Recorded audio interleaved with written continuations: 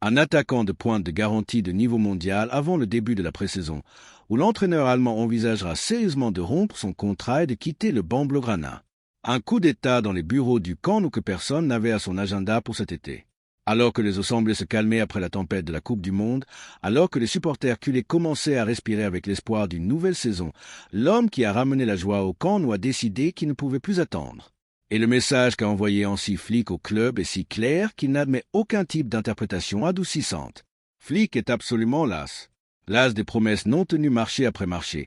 Las des étés qui se ferment sans le joueur qu'il a demandé comme priorité numéro 1. Et las de voir comment le Real Madrid recrute sans arrêt pendant que le Barça lui parle de fair play financier et de limitations économiques que l'entraîneur allemand considère parfaitement surmontables avec la volonté politique nécessaire de la part de la direction de Laporta. Restez jusqu'à la fin car ce que nous allons vous raconter aujourd'hui est l'analyse la plus honnête et la plus complète de la crise la plus inattendue et la plus inconfortable que vit le Barça en cet été 2026. Et quand vous aurez fini cette vidéo complète, vous comprendrez tout parfaitement. Passons aux faits car les faits dans ce cas sont si implacables qu'il convient de les détailler un par un avec toute la rigueur possible. Le déclencheur immédiat et concret de l'ultimatum de Flick a un nom et un prénom parfaitement connus. Anthony Gordon.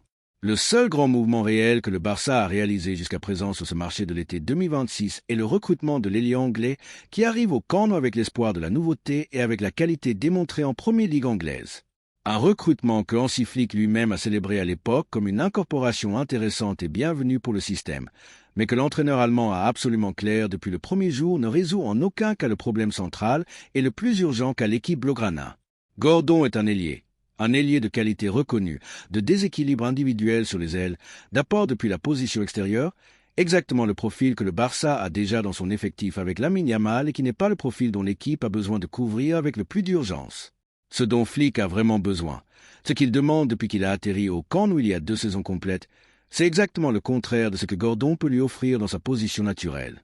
Un neuf pur, un attaquant de pointe classique de la surface, un attaquant capable de finir de manière constante et avec des garanties dans la surface adverse, un footballeur qui, dans le système de pressing asphyxiant et de transition rapide que Flick a implanté avec tant de succès au Camp Nou, soit la référence définitive dans les derniers mètres pour transformer en but tout le travail collectif de pressing et de construction que l'équipe réalise avec tant de brio. Sans ce neuf pur de référence, le Barça de Flick est une équipe spectaculaire dans la construction et dans le pressing collectif, mais qui arrive de manière répétée dans la surface adverse sans l'homme spécifique, qui matérialise de manière constante le travail collectif en but. Et Flick est extrêmement frustré par cette situation qui se répète saison après saison. Il se sent trompé par la direction. Il considère que le club lui a promis cet attaquant de pointe l'été précédent et que le marché s'est fermé sans que le joueur n'arrive, et il considère que 2 saisons consécutives à construire un projet de très haut niveau et de très grande qualité sans l'attaquant de pointe dont le système a besoin sont 2 saisons de pénalisation compétitive inutiles que le talent de l'équipe ne mérite pas de subir. Ce n'est que le début de ce que je vais vous raconter, car derrière l'ultimatum se cache une histoire de 2 saisons de frustration accumulée qu'il convient de raconter avec honnêteté pour comprendre pourquoi Flick en est arrivé à ce point de rupture. Quand Hansi Flick est arrivé au Camp Nou à l'été 2024 avec l'espoir du premier jour, il a fait avec la conviction d'un entraîneur qui voyait dans le projet du Barça l'opportunité parfaite de construire quelque chose de vraiment grand et durable, une équipe jeune avec une projection énorme, un système tactique brillant, parfaitement adaptable et une base de joueurs qui à bien des égards était déjà de premier niveau européen. Mais il est aussi arrivé avec une demande très claire qu'il a présentée à Laporta et à Deco dès le premier jour de son arrivée. J'ai besoin d'un attaquant de pointe de niveau réel, un neuf pur de garantie. Lors de la première saison, le marché s'est fermé sans ce joueur prioritaire. Le Barça a argumenté le fair play financier comme raison principale, les limites du salary cap de la Liga, les restrictions économiques que le club portait encore de la période de crise financière antérieure, et Flick a dû travailler avec ce qu'il avait disponible dans l'effectif. Il l'a fait de manière brillante en termes de résultats et de style, il faut le reconnaître avec toute l'honnêteté. Avec Lewandowski comme neuf dans sa dernière année de niveau compétitif élevé, avec Ferran Torres couvrant ce rôle dans certains matchs ponctuels, avec l'intelligence tactique d'un entraîneur qui s'est tiré le maximum de ce qu'il a, mais sans le neuf pur qu'il demandait depuis le premier jour. Lors du deuxième marché, l'été 2025, la demande de Flick a été exactement aussi claire et insistante. J'ai besoin de l'attaquant de pointe de niveau. Le marché a été un peu plus actif que le précédent. Des renforts ont été recrutés à plusieurs postes, des joueurs sont arrivés qui ont amélioré l'équipe dans certains aspects, mais le neuf pur que l'entraîneur demandait comme priorité numéro 1 du club n'est encore une fois pas arrivé. Et maintenant, à l'été 2026, Avec la troisième pré-saison sous les ordres de Hansi Flick sur le point de commencer, l'entraîneur allemand a décidé définitivement qu'il ne peut pas revivre exactement la même situation, que 2 saisons complètes de compréhension, de patience et de travail avec ce qui sont plus que suffisantes, et que si le club ne tient pas ses engagements sur ce marché de manière effective, il doit sérieusement évaluer son avenir dans le projet Blaugrana. La liste d'objectifs de Flick pour cet été a provoqué un court-circuit économique et sportif de dimension considérable au club. La priorité absolue du technicien est Julián Álvarez, l'Argentin champion du monde, le joueur qui réunit exactement les conditions physiques, techniques et de mentalité compétitive que le système de Flick requiert au poste d'attaquant de pointe de référence. Julián peut presser depuis l'avant avec une intensité que les techniciens d'élite adorent. Il peut finir dans la surface avec la constance du buteur de premier niveau.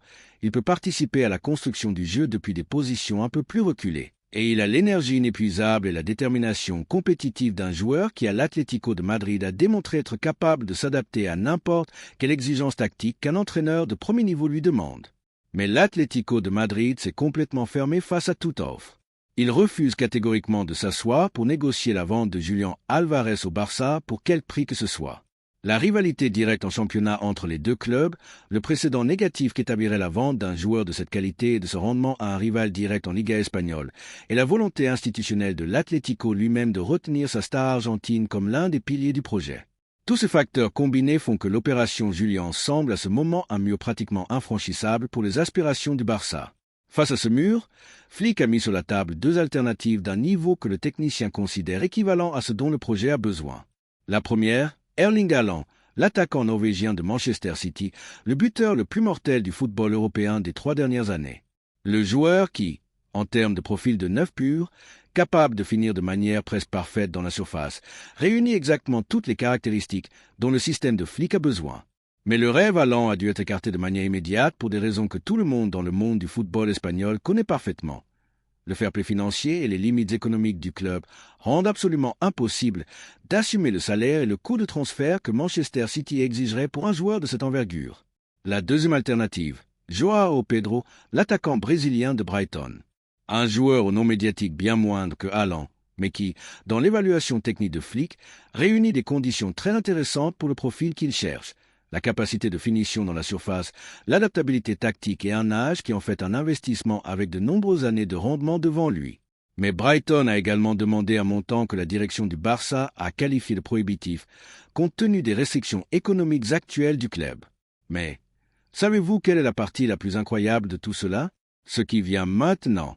Car la réponse de Joan Laporta à l'ultimatum de Flick sur les 3 options, Julián, Haaland et João Pedro, est tombé dans le bureau de l'entraîneur allemand comme une douche froide. La direction lui a communiqué de manière officielle qu'aucune des 3 opérations n'est viable en ce moment.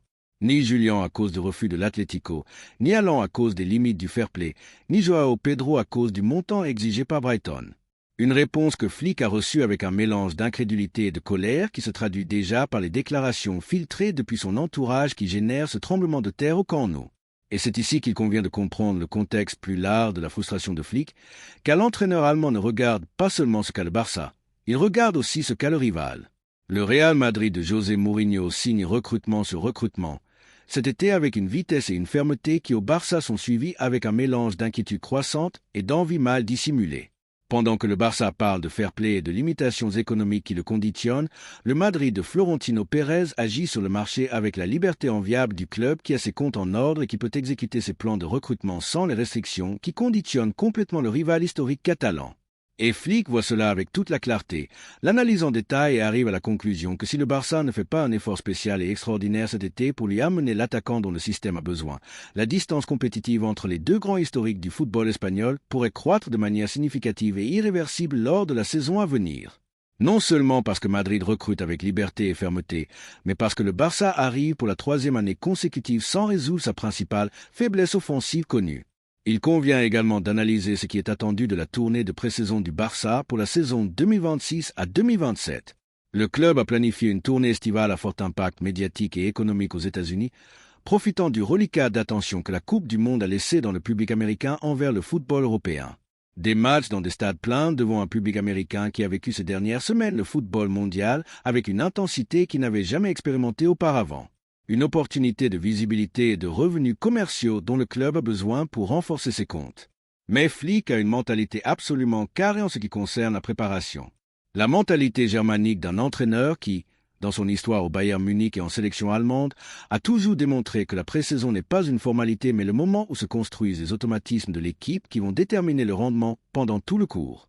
Et pour Flick, se présenter à cette tournée de pré-saison sans avoir le bloc de l'effectif fermé à 100% est tout simplement inacceptable. Il ne veut pas d'expérience de dernière minute en août. Il ne veut pas arriver au premier match officiel du championnat avec un nouveau joueur qui est encore en train de s'adapter au système. Il veut que lorsque l'équipe foulera la pelouse américaine en juillet, elle ait déjà intériorisé tous les automatismes que la pré-saison doit consolider. Et cela n'est possible que si l'attaquant de pointe dont il a besoin arrive avant que la tournée ne commence. Le contexte de la saison mondialiste pèse également dans l'analyse de Flick. Il est vrai que cette saison 2026 à 2027 va être conditionnée par le fait que beaucoup de joueurs arrivent avec le corps et l'esprit chargés après avoir disputé la Coupe du Monde. La charge accumulée dans le physique des internationaux qui ont participé au tournoi va nécessiter une gestion spécifique des minutes et de l'intensité des premiers mois, mais cela ne rend pas la demande de Flick moins urgente. Au contraire, si les internationaux vont nécessiter une gestion spéciale de leur charge pendant les premiers mois du cours, avoir un œuvre de référence qui puisse porter le poids offensif de l'équipe dès le premier jour est encore plus nécessaire que cela ne l'était déjà avant la Coupe du Monde.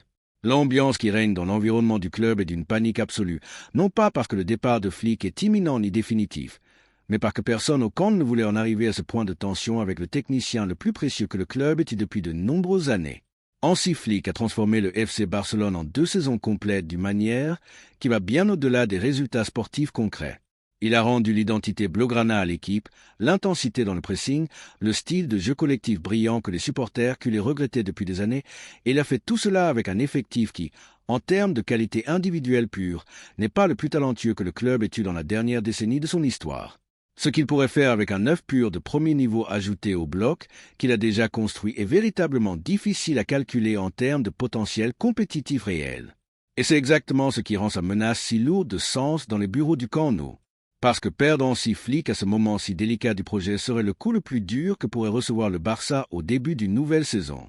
Et Laporta le sait parfaitement, et Deco le sait, et toute la direction blaugrana le sait. La question que le football espagnol se pose depuis des heures, depuis que l'ultimatum du technicien a filtré exactement celle à laquelle personne, au camp ne sait encore comment répondre avec certitude.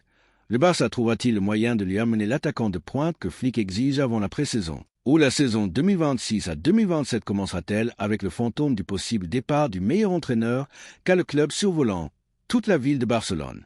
Ou, ceux qui suivaient cela depuis des années depuis les gradins, avec patience et avec un regard analytique, ceux qui pendant des années avaient signalé que le Barça avait besoin d'un attaquant de pointe pur de référence pour que le système de Flick atteigne tout son potentiel, ceux qui, quand vous disiez que 2 saisons sans résoudre ce poste était une erreur de planification qui allait finir par se faire payer, on vous répondait que le Barça avait déjà assez de qualité en attaque. Ceux qui chaque semaine venaient ici parce que vous savez que cette chaîne est l'endroit où l'on raconte ce que les grands médias avec leurs dépendances économiques n'ont jamais raconté. Ceux qui pendant des années avaient signalé que le Barça avait besoin d'un attaquant de pointe pur de référence pour que le système de Flick atteigne tout son potentiel. Ceux qui, quand vous disiez que 2 saisons sans résoudre ce poste était une erreur de planification qui allait finir par se faire payer, on vous répondait que le Barça avait déjà assez de qualité en attaque. Vous aviez raison, vous avez toujours raison. Et aujourd'hui, avec Flick menaçant sérieusement de partir, si on ne lui amène pas le neuf pur qu'il demande depuis 2 ans, la réalité vous donne raison avec la force que seuls les faits du football sont capables de produire. 3 points pour conclure. Premièrement, l'ultimatum de Flick n'est pas un caprice ni une crise de colère d'un entraîneur gâté qui ne comprend pas la réalité économique du club. C'est la conséquence logique et inévitable de 2 saisons entières de frustration accumulée où le technicien allemand a vu de manière répétée ses demandes les plus importantes non satisfaites pendant que Madrid recrutait sans arrêt. La patience de Flick a une limite raisonnable et cette limite a été définitivement atteinte cet été. Deuxièmement, la situation de blocage total sur le marché avec Julian impossible à cause du refus de l'Atlético, Allan impossible à cause du fair play financier et Joao Pedro impossible à cause du montant exigé par Brighton oblige le Barça à chercher des alternatives qui n'ont pas encore été rendues publiques mais que le club explore avec la plus grande urgence possible. Le temps presse pour tout le monde. La pré-saison est imminente et Flick n'attendra pas indéfiniment sans une réponse concrète. Troisièmement, si le Barça ne résout pas cette situation de manière effective avant le début de la tournée estivale aux États-Unis, le risque réel de perdre le meilleur technicien qu'a eu le club depuis de nombreuses années devient une possibilité concrète. Et ce risque, À ce moment si porteur d'espoir du projet Blaugrana, serait une catastrophe sportive que les supporters culés ne sont en aucune condition d'assumer. Laissez dans les commentaires ce que vous en pensez. Flick a-t-il raison de faire pression sur Laporta avec cet ultimatum? Quel attaquant de pointe recruteriez-vous pour le Barça si cela ne dépendait que de vous? Et croyez-vous que Laporta trouvera le moyen de satisfaire les exigences du technicien avant que la pré-saison ne commence? Je veux lire vos opinions car cette chaîne se construit entre tous ceux qui comprennent que le football mérite une analyse honnête et sans filtre. Si vous êtes arrivé jusqu'ici, c'est que vous savez ce qu'est À Pied d'œuvre, l'endroit où l'on raconte ce que les grands médias avec leurs dépendances économiques n'ont jamais raconté. Ici, il n'y a pas de dirigeants à protéger pour des intérêts médiatiques externes. Pas d'entraîneur à défendre au-delà du respect que tout professionnel mérite. Seulement du football raconté avec honnêteté et sans filtre. Si cette vidéo vous a semblé importante, partagez-la maintenant avec ce culé qui a besoin de comprendre la dimension réelle de la crise que vit le club cet été, avec ce supporter de football qui veut savoir exactement pourquoi Flick atteint la limite de sa patience avec Laporta, avec ce groupe WhatsApp où le football se débat vraiment. Likez si vous croyez que Flick a raison d'exiger l'attaquant de pointe après 2 saisons d'attente. Et abonnez-vous à la chaîne si vous ne l'avez pas encore fait et activez la cloche car ce qui arrive dans les prochains jours sera encore plus historique. Dans la prochaine vidéo, je vais vous raconter en exclusivité si Laporta a déjà trouvé la solution à l'ultimatum de Flick. Quel nouveau nom est sur la table de la direction sportive comme alternative viable à Julian, Alan et Joao Pedro? Et quand exactement commence la tournée de pré-saison du Barça aux États-Unis?